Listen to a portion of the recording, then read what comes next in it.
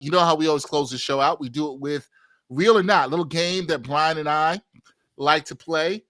Bryan, we talked about Landry Shamet.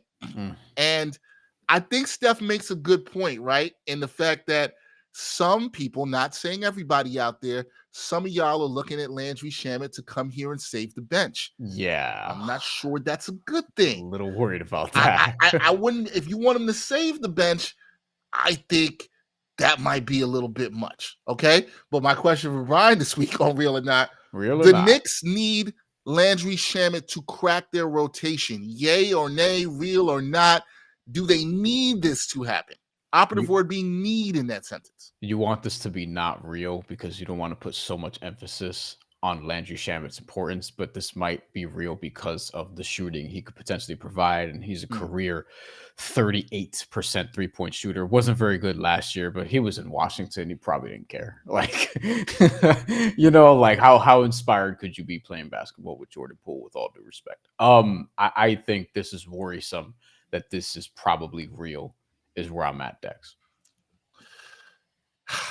Yeah, I think it's worrisome if you have to feel that way, right? I think, but he had a solid preseason and training camp from all accounts. To be clear, it's not to say he can't, want him to be helpful, but no, I got you. Like, I'm with if you Landry Shamet's your seventh or eighth man after Deuce and Precious Achiuwa, if you need that to happen to stabilize your bench, that. Yo, I'd be a little worried. If you need that to happen, maybe your bench ain't really that stable. Yeah. Right. Yeah. That's a little worse. I don't feel like I have to get deeper on this. I'm not saying, again, I want to be very clear. Not saying he can't help. Not saying the Knicks need depth. They need help. We're not saying that. I'm just saying if that's going to stabilize your bench, it might tell you got other needs and other ways you have to find depth, which is something we are going to get into on this show and throughout New York Got Game as the season goes on. I don't want to get too heavy in trade talk. I know trade season just opened up.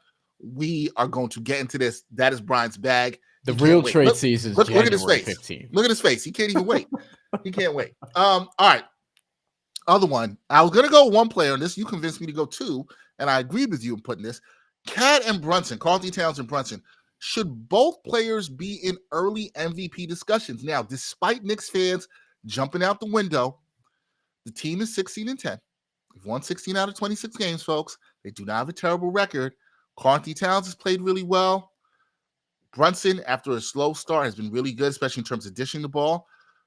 Should both players be in early MVP discussion? Knicks are third in the East with that 16-10 record. So what do you say to this? We need a cutoff point. Early discussions is what? This person has to be top what? 5, 8, 10? To me, you're not in the MVP discussion if you're not in the top 5. Okay, 5 is a discussion. I would say this is not real. And Vegas would back me up on this. Not to say that it matters, but and Vegas would back me up on this. Jokic is the favorite. He's actually minus money right now. I don't think that's gonna stay that way for that long, but that's just where we are right now. Shai Gilgeous-Alexander is second. This is as of earlier this week. Giannis is 3. Luka is 3. Giannis is 4. Giannis has probably jumped ahead now with an NBA Cup title, but this is probably still the top 5 as of this recording.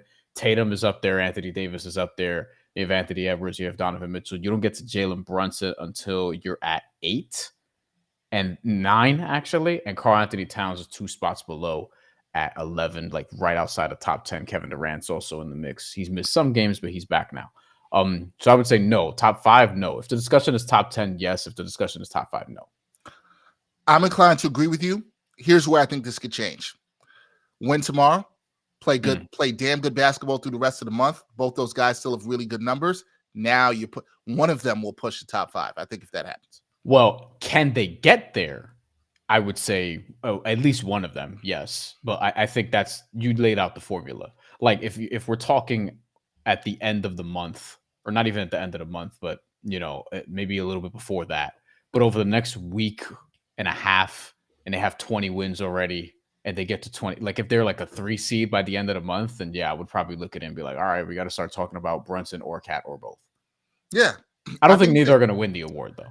I think if they finish this, I don't think so either, but I think if they finish this month strong, and let's say they end up at the end of the month, they're 10 or 11 games above 500, and they're still third in the East, and the numbers are still strong, then I think one of the two of them are pushing, knocking on the conversation. But real or not, impromptu one, Cat and Brunson will make All NBA this year.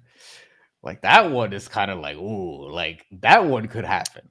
That one is absolutely on the table. We're gonna have to. This is the impromptu one, but this is one we probably dive in again. Yeah, I'm gonna say real. Yeah, I might. I'm inclined to say real here. I think both of them could have. I mean, I think right now, Cat is a lock. Right now, yes. And I think Brunson will make. Yeah, I think they both make it. Is Cat? Well, isn't it positionless now? So I was going to say it's positionless now, but it doesn't matter. Yeah, but like if you're saying Cat and Brunson are two of the 15 best players in the NBA this season, definitely offensively. But like, yeah, I mean, the MVP odds will reflect that since they're both sniffing around the top 10. Hence my point. So there. All right, last one that we have, Josh Hart. We're going to talk about him. Will he finish the season with at least a 65% field goal percentage on 2-point shots? Right now, this is stupid, folks. He's shooting 70%. 70% on 2-point shots. Listen, Josh Hart, one of the best finishers in the game. You're dropping him down 5 percentage points. 65 is stupid, guys. For a guy who's 6'4", not 7'4", 6'4". What do you say? He has shot at best in his career from 60.1%. And he's done it twice. He did it in 2021-22 and 2022-23 back-to-back seasons. And in both years, he spent he was traded. Like both years, he was with multiple teams, which is interesting enough. So this year, he's already 10 plus percentage points better than he's ever been from 2. So I don't think he's going to stay at 70. 65 is on the table, especially if he keeps driving in transition. The way that the Knicks have been able to open up these lanes too, because he's playing with so much gravity offensively around him. Jalen Brunson, you got to account for. Karl-Anthony Towns, you got to account for. Mikal Bridges, say what you want, but you still got to account for him. And OG Anunoby, especially if he's wide open from 3 in the corner or wherever, really, you got to account for him. So that kind of opens up the avenue for Josh Hart to get these drives and be somewhat explosive in getting to the rim and at least get foul calls, of which I think he could have more free throw attempts.